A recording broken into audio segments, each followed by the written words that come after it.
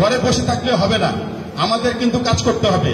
আমি উপস্থিত এখানে আমাদের নেতৃবৃন্দকে উদ্দেশ্য করে বলবো যে এখানে আমাদের বিএনপির অনেক নেতৃবৃন্দ যারা আমরা ওয়ার্ড এবং থানা পর্যায়ে নেতৃত্ব দিয়ে আসছি, এখানে কিন্তু যেহেতু নির্বাচনী প্রচারণা করতে হলে আমার পূর্ব বক্তা শাহিন ভাই এবং হানিফ ভাইয়ের বক্তব্যকে আমি সমন্বয় করে একটা কথাই বলতে চাচ্ছি যে আমরা যারা এখানে রাজনীতি করে এবং নেতৃত্ব দিয়ে আসছি, আমাদের কিন্তু ক্লিন ইমেজের কিন্তু প্রয়োজন আছে।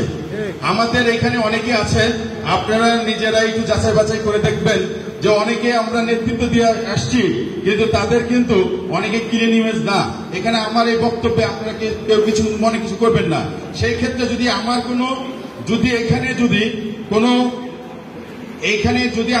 ভোট প্রচারণায় যদি আমার কোনো গ্রহণযোগ্যতা না থাকে, তাহলে আমি অবশ্যই যাব না। এটা কিন্তু আমাদের মনে রাখতে হবে। আগামী দিনে আমাদের এই প্রিয় নেতাকে নির্বাচিত করতে হবে, এই কথা রেখেই আমাদের কাজ করতে হবে। আরেকটা কথা বলে আমি বক্তব্য শেষ করব।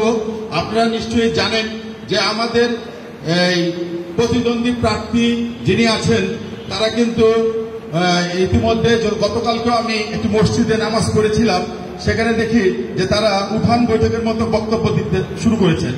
তখনই আমি নিজে ব্যক্তিগতভাবে বললাম যে ভাই আপনারা এখানে কেন বক্তব্য দিবেন?